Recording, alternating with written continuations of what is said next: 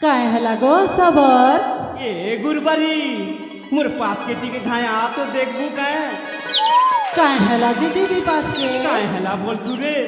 एड़कीटा जंगल देखतो इ बालू छुआ के केन मुनु साइजे ছাড়ি করে চালি যাইছে সতে কে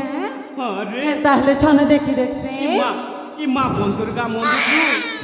ই ছুয়াকে ছাড়ি করে চালি যাইছে এ গুরবারি হ্যাঁ গো মুই ডাক গড়ে দেই দেখছি রে হ্যাঁ ছন ডাক দো এটা কাহার ছুয়ায় হো এটা কার ছুয়া হে হো এ বনবাসী লোক এ বনবাসী লোক এটা কাহার ছুয়া হো এটা কাহার বেটায় হো ইবা কেনতা কর মাসিনা ই বুয়া কিন পে নাই শুনবার রে গুরবারি হগো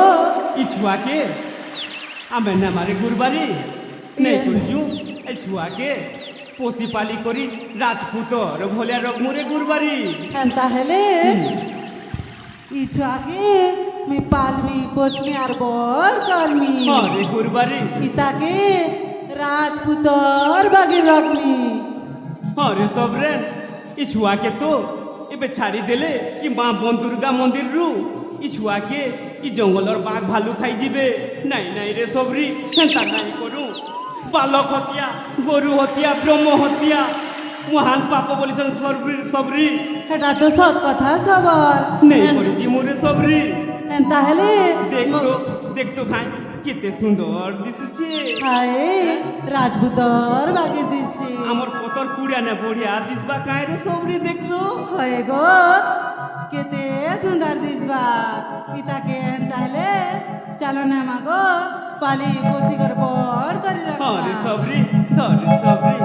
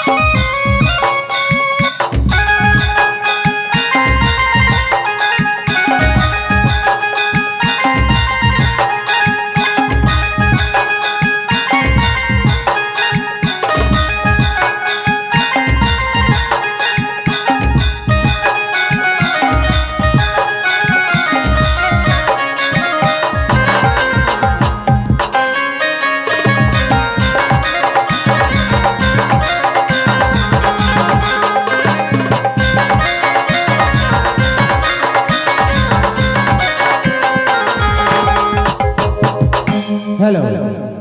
सुपर हिट कल